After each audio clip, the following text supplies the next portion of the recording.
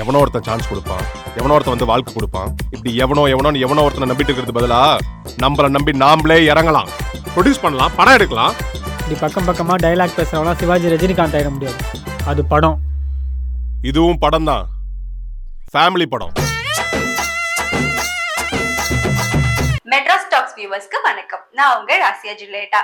இன்னைக்கு நம்ம பார்க்க போற படம் புஷ்பா 2. புஷ்பா 1 வந்து ஒரு பெரிய லெவல்ல பேசப்பட்டனால புஷ்பா 2க்கு ரொம்ப அதிகமான எக்ஸ்பெக்டேஷன் இருந்தது. அது நிறைய பேர் வந்துட்டு எப்படா மூவி வரும் அந்த மாதிரி வெயிட் பண்ணிட்டு இருந்தாங்க. அண்ட் இன்னைக்கு டிசம்பர் 5, இன்னைக்கு புஷ்பா 2 ரிலீஸ் ஆயிடுச்சு. காலையில படம் பார்த்துட்டு வந்துட்டோம்.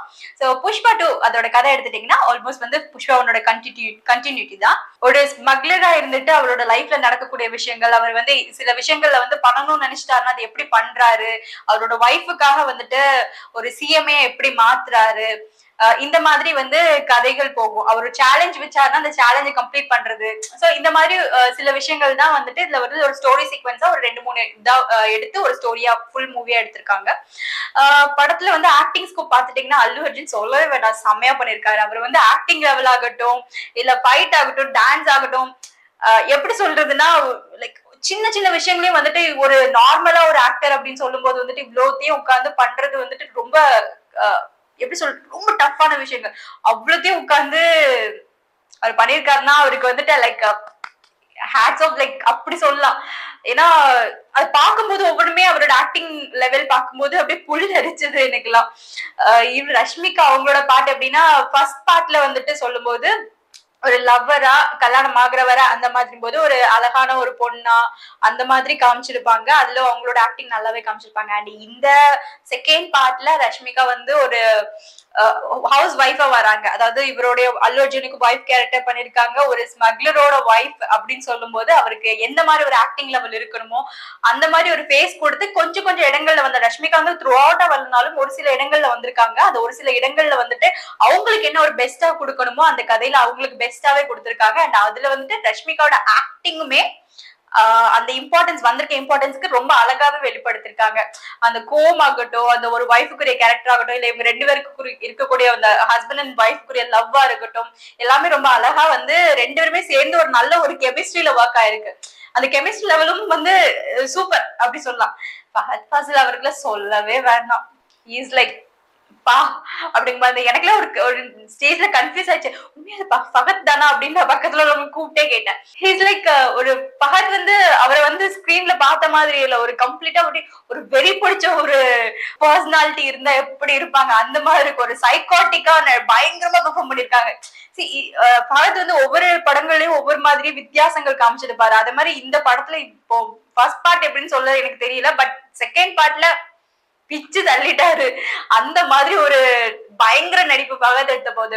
சோ டைரக்ஷன் டீம் பத்தி கண்டிப்பா சொல்லி ஆகணும். இந்த ஸ்கிரிப்ட் ரைட்டிங்கா இருக்கட்டும், இந்த ஸ்டோரியா இருக்கட்டும், இல்ல டைரக்ஷன் பார்ட்டா இருக்கட்டும், ஒவ்வொரு விஷயங்களும் சின்ன சின்ன விஷயங்களை பார்த்து செதுக்கி பண்ணிருக்காங்க. ஏன்னா ஒவ்வொரு மைன்யூட்டான டீடைல்ஸுமே ரொம்ப வந்து பார்த்து எழுதியிருக்காங்க. பிகாஸ் இது எப்படி சொல்றதுன்னா இந்த ஓவராலா அதை பார்க்கும்போது ஓவராலா இல்ல மொத்தமா அந்த மூவியை பார்க்கும்போது ஒவ்வொரு டீடைல்ஸுக்குமே வந்து இம்பார்ட்டன்ஸ் கொடுத்திருக்காங்க. அந்த அளவுக்கு பார்த்து எழுதி அதை டைரக்ட் பண்றதுங்கிறது வந்துட்டு லைக் எவ்வளவு எஃபோர்ட் போட்டிருக்காங்க அப்படிங்கிறது வந்துட்டு நம்ம பார்க்கும்போது உங்களுக்கே தெரியும். நீங்க கண்டிப்பா போய் படம் பாருங்க. டான்ஸ் ஆகட்டும், டான்ஸ் எல்லாம் சொல்லவே வேண்டாம்ப்பா. நம்ம என்னடா இது ஒரு ஸ்மக்லிங் மூவி தானே, என்ன இருக்க போகுது, சும்மா ஏதோ குத்துப்பாட்டு இருக்கும் அப்படிங்கிற மாதிரிதான் இருக்கும். ஆனா அந்த போட்டிருக்க ஒவ்வொரு ஸ்டெப்ஸும் இருக்கு பாருங்க சாங்ஸ்ல.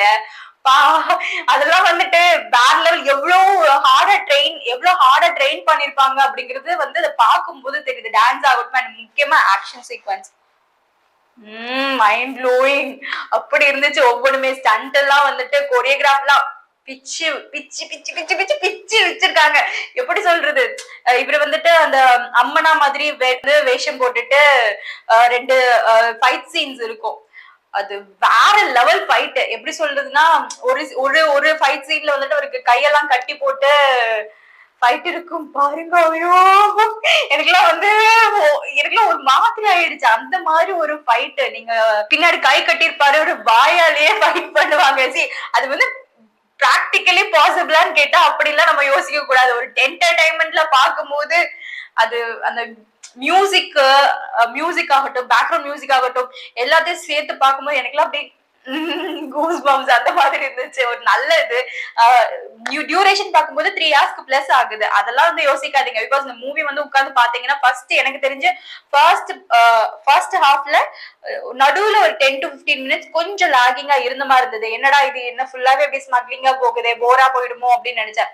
அந்த 10-15 நிமிஷம் கடந்த உடனே அப்படி ஃபிளைட்ல போன மாதிரி ஒரு எக்ஸ்பீரியன்ஸ். ஃபிளைட் தான், உண்மையாவே ஃபிளைட்ல ஏறி உட்கார்ந்த மாதிரி இருந்துச்சு. 3 மணி நேரம் முடிஞ்சு 3.5 மணி நேரம் ஆல்மோஸ்ட் முடியும் போது படம் முடிஞ்சிருச்சா, ஏன் அதுக்குள்ள முடிஞ்சிருச்சு அப்படிங்கிற மாதிரி இருந்துச்சு. கம்ப்ளீட் ஸ்டோரி உள்ளே போயிட்டேன்.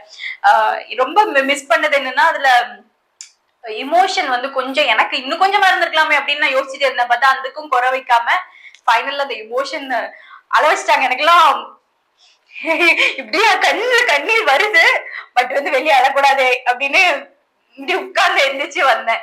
ஆனா ரொம்ப மிஸ் பண்ணதுன்னா சமந்தா இருந்திருந்தா நல்லா இருந்திருக்கும் அப்படின்னு யோசிச்சேன். ஏன்னா பிகாஸ் சமந்தா மிஸ் பண்ணேன் இந்த செகண்ட் பார்ட்ல. ஏன்னா பிகாஸ் அவங்கள ஃபர்ஸ்ட் பார்ட்ல பார்த்து அது ஒரு கிரேஸ் ஆச்சு இல்ல எல்லாத்துக்குமே. அதனால இதுலயும் அவங்க இருந்திருந்தா நல்லா இருக்கும். ஸ்ரீ கண்டிப்பா வந்து ஸ்ரீ வந்து அவங்களோட சாங்ல வந்துட்டு அவங்களோட டான்ஸ் பெர்ஃபார்மன்ஸ் ஆகட்டும், அவங்க அந்த ஹாட்னஸா இருக்கட்டும், எல்லாமே கரெக்டா ஸ்ரீ கொடுத்திருந்தாங்க. ஸ்டில் ஐ மிஸ் நம்ம சாம. இதுதான் ஓவராலா படம் வந்துட்டு ரொம்ப நல்லா இருக்கு, ரொம்ப நல்லா இருக்கு. எனக்கு ரொம்ப பிடிச்சது அப்படின்னா ஒரு டைலாக், நீங்க ட்ரைலர்லயே பாக்கலாம். அந்த டைலாக் புஷ்பானா வந்து ஃபயர் நினைச்சியா, வைல்டு ஃபயர் அப்படிப்பாங்க அப்படிங்கிற மாதிரி. சோ உண்மையாவே படம் வந்துட்டு தீ இல்ல, காட்டு தீ மாதிரி பண்ணிருக்காங்க. காட்டு தீய போய் பாருங்க, கண்டிப்பா சூப்பரா இருக்கும் ஓவராலா. சோ இதெல்லாம் போக வந்துட்டு பார்ட் 2 என்னடா என்ன பார்ட் 2 பார்க்கும்போது என்னன்னா நிறைய இடத்துல வந்துட்டு நம்மளுக்கே தோணிட்டு படம் முடிஞ்சிருச்சா அப்படின்ட்டு 2-3 இடங்கள்ல இருந்துச்சு. ஏன்னா வந்து ஒரு சுபம்னு ஒரு டைட்டில் போடுற மாதிரி எல்லாம் வந்து சீன்ஸ் ஏன்னா வைக்கிறாங்க. என்ன சொல்ல வரேன்னா ஒரு மூவி வந்து இப்படியே எடுத்துட்டு போகாம திடீர்னு டவுன் ஆகிட்டு ஒரு சந்தோஷமா ஒரு இடம் வரும். படம் முடிஞ்சிச்சு போல அதுக்குள்ள அப்படின்னு. ஏன்னா பிகாஸ் எனக்கு தெரியாது, ஃபர்ஸ்ட் நான் பாக்கல 3 மணி நேரம் 20 நிமிஷம் எல்லாம் இருக்கும்னு எனக்கு தெரியாது மூவி. நான் படம் அதுக்குள்ள முடிஞ்சிச்சு போல அப்படின்ட்டு நான் 2-3 இடத்துல நான் நினைச்சிட்டேன். கடைசியில பார்த்தா படம் முடியல, அடுத்தது ஒரு சீக்வன்ஸ் போகுது, திடீர்னு அதுல இருந்து இன்னொரு ட்விஸ்ட் கிளம்பி இன்னொன்னு போகுது. இப்படியே போயிட்டு இருக்கும் போதுதான் பார்ட் 3க்கு லீட் வந்துட்டு குடுக்குறாங்க. இந்த பார்ட் 3 லீடு யாரு அப்படிங்கிறது வந்துட்டு பார்ட் 3ல பாக்கலாம். ஏன்னா பிகாஸ் லைக் ஏன்னா அந்த பார்ட் 2ல நிறைய கேரக்டர்ஸ் வந்து காணாம போயிட்டாங்க. அந்த கேரக்டர்ஸ்ல யாரா இருக்கும் அப்படிங்கிறது தான் அந்த பார்ட் 3ல தான் தெரியும். அதோட லீடு மட்டும் அந்த பார்ட் 2ல வந்து கட்டீஸ்ல கொடுத்துருக்காங்க.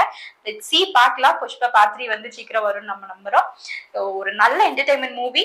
இந்த வீக்கெண்ட்ல நீங்க போய் பார்க்கணும்னு நினைச்சீங்கன்னா கண்டிப்பா புஷ்பா 2 போய் பாருங்க. எனக்கு ரொம்ப பிடிச்சிருந்தது. ஏன்னா பிகாஸ் நான் என்ஜாய் பண்ணி பார்த்தேன். ஸ்டில் இன்னும் அந்த மூவில இருந்து ஏன் வெளியே எந்திரிச்சு வந்தோம் அப்படிங்கிற மாதிரி இருக்குது. எனக்கு ஃபுல்லி சாட்டிஸ்ஃபைடா இருக்கிற மாதிரி ஒரு ரேட்டிங்க கொடுக்கலாம் நம்ம. அந்த மாதிரி ஒரு நல்ல படம் மிஸ் பண்ணாம பாருங்க. இந்த லாஜிக் அப்படிங்கறதெல்லாம் வந்துட்டு யோசிக்காதீங்க. அது அப்படி லாஜிக்கலா யோசனை எந்த படமே இருக்காது, சினிமாவே இருக்காது. உங்களுடைய ஃபீட்பேக் என்ன அப்படிங்கறத எங்களுக்கு தெரியப்படுத்துங்க. இன்னொரு வீடியோல உங்களை வந்து மீட் பண்றேன். Until then, bye from Rasya Jaleta. Bye bye.